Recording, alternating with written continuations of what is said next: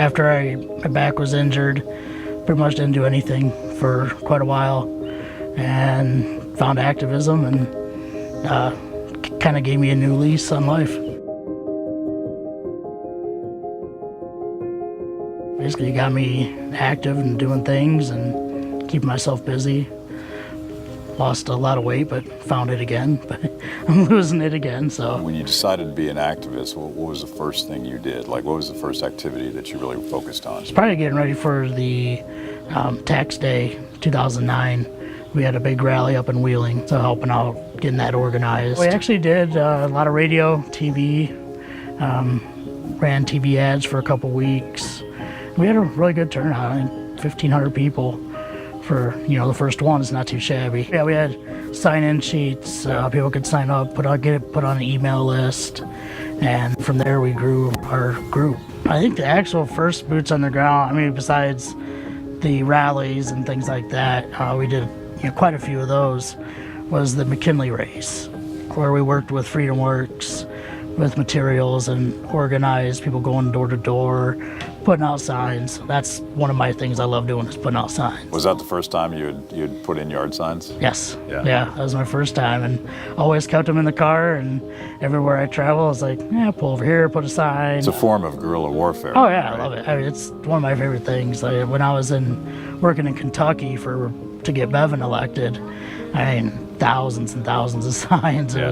It was nuts. That sense of purpose really made a difference, because you had something to focus on. Yeah, before I had the restaurant I helped out with, and helped my mom run. 2002, I herniated disc. I was working as an X-ray tech, and I think lifting patients with my scoliosis put more strain. So I had surgery, and I got put on, of course, Percocet, and went off of Percocet, not a problem. And then the pain came back, so they put me on Oxycontin. Took myself off of them, pain came back 6 weeks later. But getting off is a nightmare. It's horrible. It's, as my mom said, she didn't even want to be around me those 3 days. Your experience managing your pain has really been one of your motives to get in the fight over medical marijuana. Marijuana has that stigma that it's a bad drug. You really want me to be on opiates and not actually be able to deal with my pain from a simple plant that I can grow out back. It's non-addicting, can't overdose, and if it does, even medical marijuana becomes legal, it reduces the amount of pills that are out on the street, so you have less people being on pills, people stealing pills. You started off as an activist and an organizer, getting people to rallies. You started getting involved in state legislative battles, and somehow or another you ended up testifying. Yes. Before the legislature. Yes. I was asked to testify as a patient to the state legislature, and we wanted to get it out of committee, and it never made it out of committee, but it was interesting to just tell my story, and I think it made a difference. Unfortunately, the lawmakers didn't think so. It's just a matter of time. Maybe with West Virginia they'll have to be last, like in everything else, but there's just so many benefits. Not just cancer. Of course, the glaucoma, pain, anxiety, post-traumatic stress disorder. The list goes on and on. So yeah, before the tea parties and everything, Joel pretty much didn't do a whole lot. He was born with scoliosis and a few other extra things wrong with him. So there was a new innovative surgery. They did it in Florida. So my husband and I put a second mortgage on our home, and Joel and I flew to Florida. Probably 6 weeks later, the pain came back. And he's been dealing with it ever since. And then he found tea parties and Freedom Works, and he became extremely active and drove me crazy because all he wanted to talk to you about was politics. And it's like, we have this restaurant to run, Joel. I wanted to make a change, and I think a lot of change starts local. I just saw the government here just doing the same thing over and over again, people not knowing what's going on. I walked door to door and knocked on every door in my ward. And if they were home, I talked to them. If not, I left them my palm card. And the second time I ran, I guess I scared everybody away because I ran unopposed.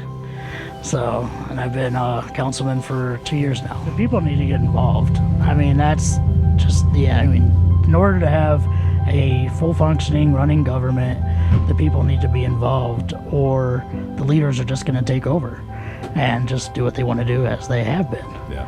But if the people get involved, it holds them more accountable, and they need to be more transparent when the people call them out. The thing that's different from old school politics, where you'd knock on doors and engage neighbors, is social media and the internet. Yeah, I mean, this past election, I've used Facebook. Probably, I'd say 80% of my campaign was social media, putting videos out, paying for ads, just targeting this area. Yeah. And a lot of people were engaged with it. Some people in this area, they're a little leery of Facebook. They say it's just a place for people to complain, but it can be used for good, and I see the good in it, and that's why I actually want to bring that into more of the city government, where people can voice their opinion, get them interested, let them know what's going on, then they'll be interested to come to meetings.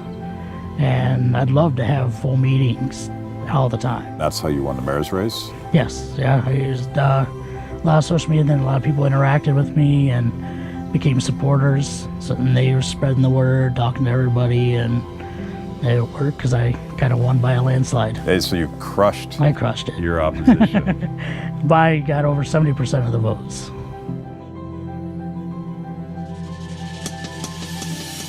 You just got through a 2-week firestorm Right. trying to protect the local pool, Yes. and it was pretty lonely at the start. Oh yeah.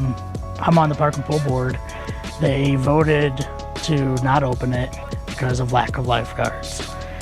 Well, after the meet, I was the only vote to open it, or to at least give it more time to find lifeguards.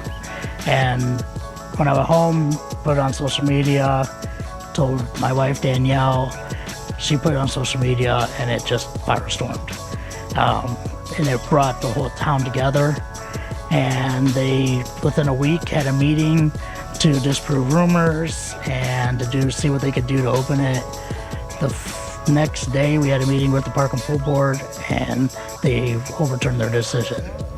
So yeah, it was pretty awesome. Citizen action. Yes. Yeah. Once people found out, once they realized there was a problem, they stepped up and volunteered. They didn't say, let's go find the money from somebody else. They said, I'm going to help. Right. Yeah, they came together. I mean, our first work day, we had 20 people down there painting and cleaning and getting it all ready. And that's kind of what I ran on. Like, when people know about what's going on in their government, what's going on in their town, they'll be active. They want to be active. They want to help, but they need to know, and they need to be asked. He had a good teacher. His father was extremely conservative. I mean, his dad, if they wear clothes in heaven, his buttons are busting right now with pride. Nothing would make him happier than to see how good Joel is. He was a social studies teacher.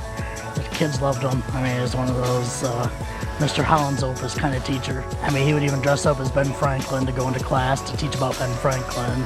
He was a good guy. He was how I learned about conservatism growing up. Kind of wish he was here today. I mean, I know you'd be right beside me for sure. Part of your story is basically a training manual for the next guy or girl that really wants to change the world. What's your advice to them? Take the step. That's the biggest thing. Don't be scared to take the step. It's not as bad as what you think it's going to be. I learned a lot in my activism. Used it in my campaigns. The biggest thing is just take the step. Just put yourself out there. Don't be scared. Yeah. Try to make a change anyways. I'm Joel Davis, and I'm the mayor of Payton City, West Virginia.